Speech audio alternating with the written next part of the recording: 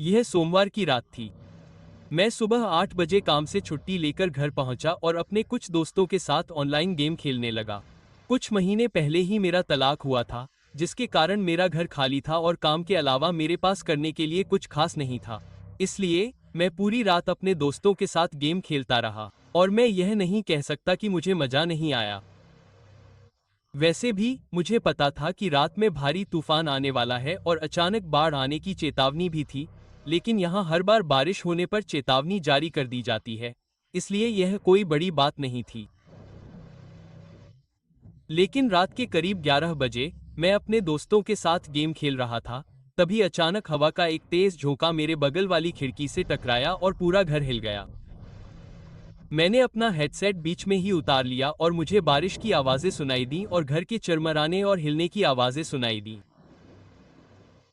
मैं अपनी स्क्रीन की तरफ मुड़ा और सबको बताया कि क्या हो रहा है, लेकिन अचानक मेरी स्क्रीन और मेरे घर की सारी लाइटें एक पल के लिए बंद हो गईं, फिर तुरंत चालू हो गईं।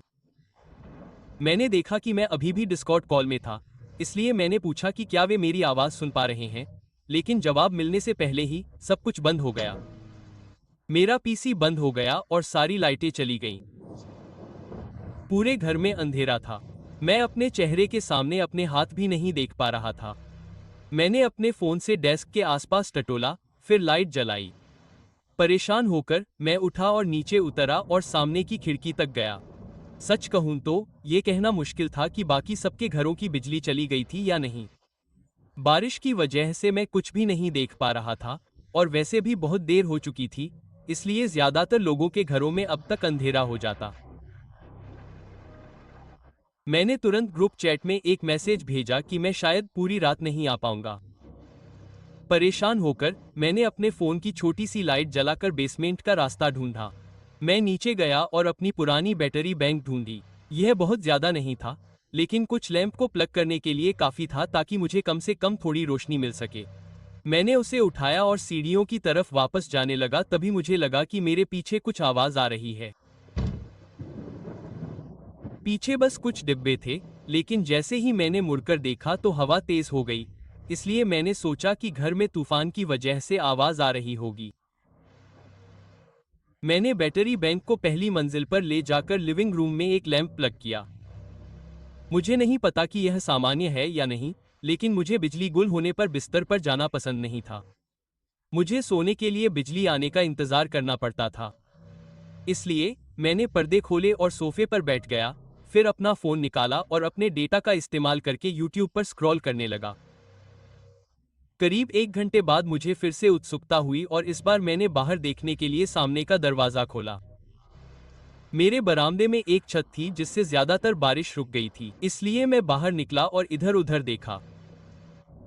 तूफान अभी भी जारी था, लेकिन सड़क के उस पार के घरों में बिजली गुल नहीं हुई थी।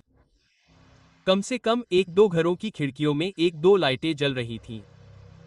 अब मैं काफी उलझन में था। मैंने अपने इलाके में बिजली गुल होने की जानकारी देखी, लेकिन मुझे कुछ खास जानकारी नहीं मिली। मैं वापस अंदर गया। अजीब बात है कि 1 मिनट बाद ही मुझे एक टेक्स्ट मिला। यह एक सामान्य अनजान फोन नंबर से था, लेकिन उसमें लिखा था कि बिजली के तार टूट गए हैं और बिजली गुल होने की आशंका है।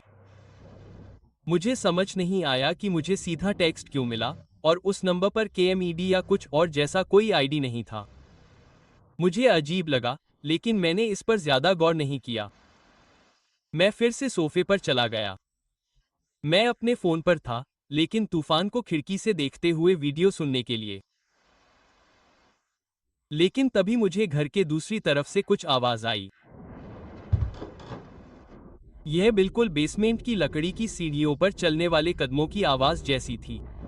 मैं यहाँ इतने समय से रह रहा था कि उस आवाज को पहचान सकता था। मैं उठा और धीरे धीरे चुपचाप वहां चला गया, ये सुनने के लिए कि क्या यह फिर से हुआ। घर में बहुत अंधेरा था और मेरे फोन की रोशनी से मेरे सामने का एक छोटा सा दृश्य दिखाई दे रहा था। मैं कोने से गलियारे में मुड़ा और नीचे रोशनी डाली। वहां कुछ भी नहीं था। हालांकि बेसमेंट का दरवाजा खुला था, बिल्कुल खुला हुआ था, और मैं उसे ऐसे ही नहीं छोड़ सकता था।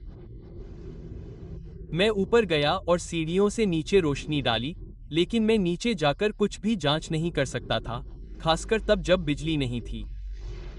मैंने दरवाजा बंद कर दिया। मुझे नहीं लगता कि मेरे पास इस बारे में सोचने के लिए पर्याप्त समय था कि इसका वास्तव में क्या मतलब है।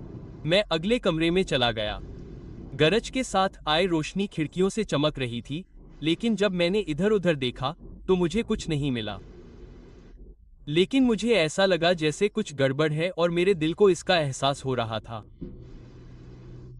मैं वापस चलने लगा, तभी अचानक बेसमेंट की सीढ़ियों से भारी कदमों की आवाज आई। बंद दरवाजे के पीछे भी वे बहुत तेज थे और पूरे फर्श को हिला रहे थे।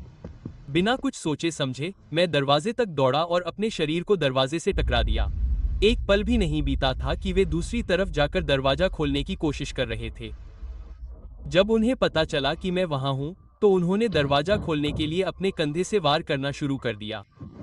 यह एक सामान्य बेसमेंट का दरवाजा था, इसलिए इसमें कोई ताला नहीं था। मुझे नहीं पता था कि और क्या करना है। वह 1 मिनट तक उस पर वार करता रहा, लेकिन जब मैंने अपना फोन निकाला और 911 पर कॉल करना शुरू किया, तो वह रुक गया। मैंने सीढ़ियों से नीचे जाते हुए उसके कदमों की आहट सुनी और मैंने मौका पाकर अपनी कार में बैठकर निकल गया। मैंने सड़क के दूसरी तरफ से देखने की कोशिश की कि वह चला गया या नहीं, लेकिन 10 मिनट तक मैंने कुछ नहीं देखा। 3 अधिकारी अंदर गए और उन्हें अंदर कोई नहीं मिला। वह पिछले दरवाजे से निकल गया था। इस स्थिति में मुझे सबसे ज्यादा परेशान करने वाली बात यह लगी कि हमने पुष्टि की कि बिजली गुल होने के बारे में मुझे जो टेक्स्ट मिला था वह फर्जी था, किसी निजी फोन से। तो जो भी वह आदमी अंदर घुसा था, उसे मेरे बारे में इतना पता था कि उसे मेरा फोन नंबर मिल गया था। वह किसी अनजान घर को निशाना नहीं बना रहा था। हमें लगता है कि जब उसने मुझे बाहर जाते हुए सुना तो उसने मुझे मैसेज किया, शायद ये जानते हुए कि मैं दूसरे घरों की बिजली देख रहा था और चाहता था कि मैं शक न करूं और बेसमेंट में लगे ब्रेकर बॉक्स को चेक करूं। कोई आउटेज नहीं था। उसने मेरी बिजली काट दी थी। हालांकि बिजली वहीं छोड़ी गई थी। यह कौन हो सकता है या वे क्या चाहते हैं, इस बारे में कोई नई जानकारी नहीं मिल पाई है।